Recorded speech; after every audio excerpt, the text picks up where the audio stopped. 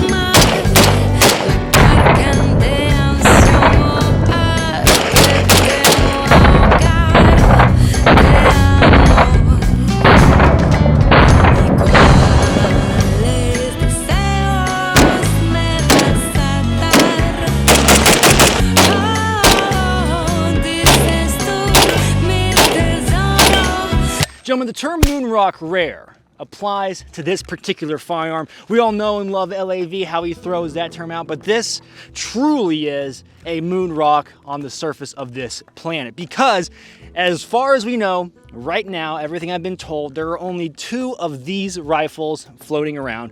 One's in a museum, and one is being held by the balaclava himself. Me, I don't know why I talk about myself in the third person.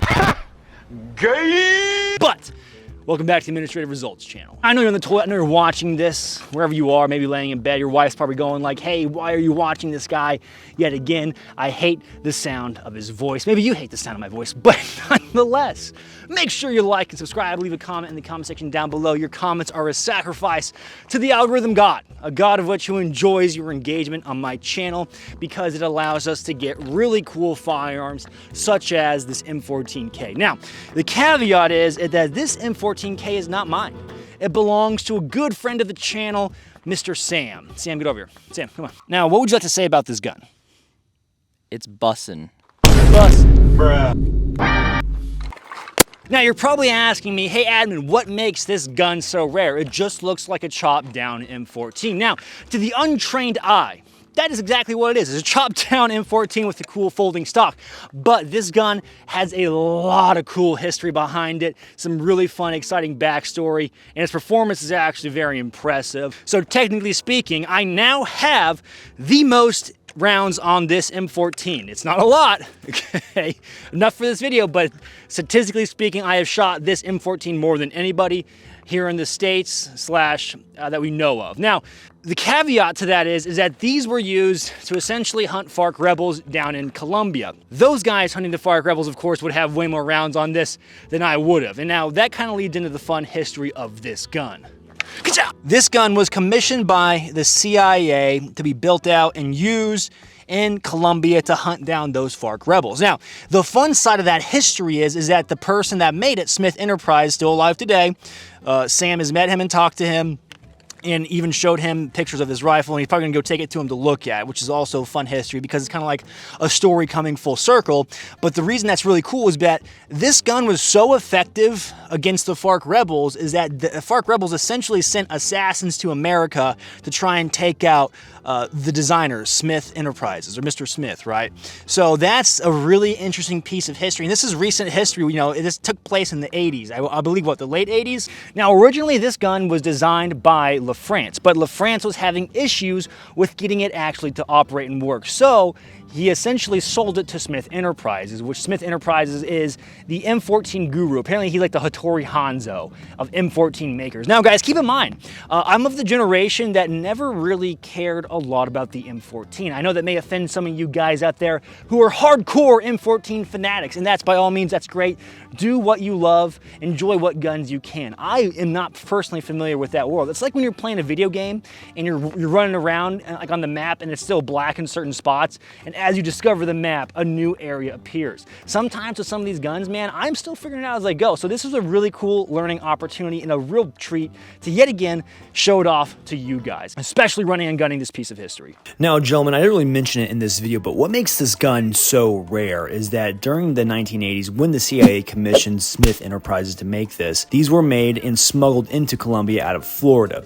Now, the smuggler doing this stole 2 of these rifles for himself. This is what I've been told and all that I know. Now, the rest of the rifles ended up getting destroyed, but the 2 he smuggled, one ended up in the museum and the one ended up in this video. That's essentially what makes it so rare. So going over the firearm itself, if you notice this really chonky gas system up here, this gas system is heavily inspired from the M60 gas system itself, which is making this gun much more reliable and easy to use. Now, you'll notice this flash hider up here has a lot of porting up top, and when I was shooting it, that recoil would actually push the muzzle down.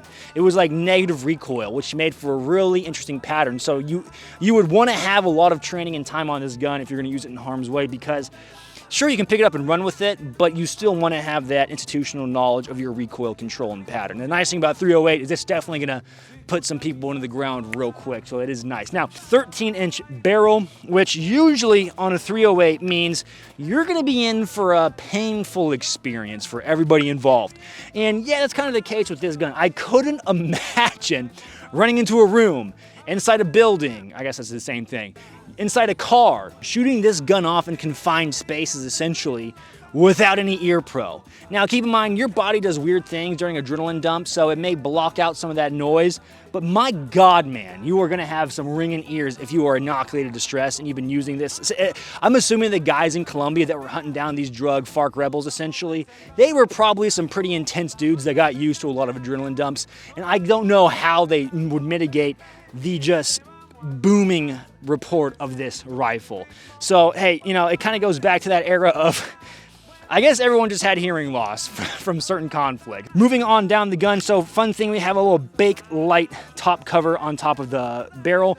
Really cool little feature right there. Another Bakelite part is going to be Bakelite. Another Bakelite part is going to be the pistol grip itself. Then we have this side folding BM59 stock. Push the button and the stock folds out. You pull this down and then you push this down all the way until you hear the click. You can see some tabs in there that this will lock into. Now your stock is deployed. Shooting the stock, this wire stock on this M14, granted, the recoil on this isn't as bad as you would think, but it's still, with body armor like this, it was still kind of annoying to get that stock placement if I was putting it on in weird unconventional positions and finding the pocket for the shoulder. Everything else is going to be an M14 operating system. And then, of course, we do have to love these classic sights. And when you look down these sights, that's pure American sex, baby. You know, taking you back to the M1 Garand. You know, I could really see why there's a cult following of the M14. You have your detachable magazine that holds 20 rounds of 30 caliber ammunition, also known as 308, but still very cool. And you have the top loading stripper clip feature. I like that too. So on here, you can see this markings. It says U.S. Rifle 7.62 M14k Smith Enterprises. Oh, sorry. So I think I've been actually slipping and saying industries, but from anytime you heard that, it's always Smith Enterprises. Sometimes I make mistakes, okay? That's essentially the gun. Now, real quick, it's the same guts as any M14, and taking this thing down for cleaning purposes is essentially the same as an M1 Garand. So we'll move this, check the gun, make sure she's clear. Cool, she's clear. Do a little chamber check. Pop this bad boy up. Fire control group pops out. And then separate, nice and easy. Boom, there you go.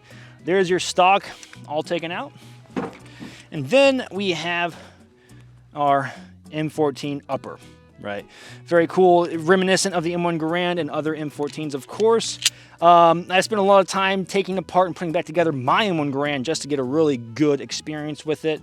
And I got lost right here. This is when the M14 knowledge that I don't have took over. And essentially where the separator over here is, that's where I got a little confused. But that is essentially it. Then, like you saw in the shooting montage, mag, rock, and locks on in. That's always going to be a little goofy if you're someone like me who's not used to the M14. Now, that's essentially the gun itself. This thing is, guys, I'm not gonna lie, this thing is freaking cool. Yet again, this isn't a gun review. This is a showing off a piece of history, getting to use it in action for your guys' entertainment and enjoyment. That's essentially what this video is. And it's a treat to be able to do this. And man, I get giddy, man. I get really excited to show off stuff like this. Wow, Bateman, very cool. Now, of course, with a 13-inch 7.62x51, you wouldn't have the same ballistics as a full-size M14. But for what this was used for, this makes a lot of sense. I can see the appeal of this weapon. Generally, I'm gonna be honest, I would like a red dot that I could kind of float and not have to get a cheek weld on. But it would be cool to have a red dot that would go over the iron. So if you wanted to access the irons for a little bit more distant shooting, you could get on the gun. But having a red dot over it, I think would make this gun just unstoppably cool. But it wouldn't necessarily match, well, technically it would match the era because I think aimpoint 2000s were starting to come along towards them, but you did have like electronic Mark IIIs, which I think came out in 1983. So I'm going off on a really weird tangent. I have seen an influx of a 308 rifle usage within the gun community. I think there is gonna be a new trend of it. So it is cool to see, roots of that, because I've had some other battle rifles on the channel, and getting a battle rifle on is always a cool contrast to the usual 5.56 round. Now this thing, of course, if you're using this in the jungles of Colombia, I could definitely see this thing having some merit. Compact, a lot of firepower, modernized parts with the pistol grip and the magazine, and when you get to punch through that shrubbery, it makes a lot of sense. So, very cool. Wow, wow. Now, keep in mind, guys, I have bad eyesight, and I'm also just not a great long-distance shot if I don't have a magnified optic. So here goes nothing. All right, I'm going for about the 300-yard target.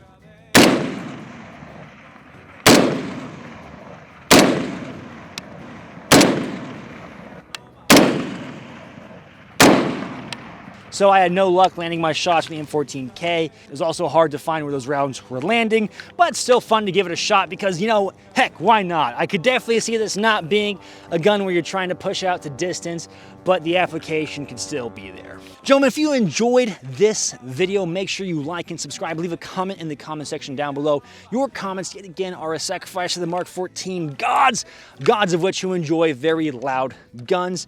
If you want to support the channel in any way, shape, or form, Patreon is an excellent way to support the channel, as well as merchandise. It really does help out in feeding my cameraman. He does like to eat, and I pay him in sushi. He's not wrong. As always, gentlemen, stay easy, stay breezy. I'll catch you on the flip.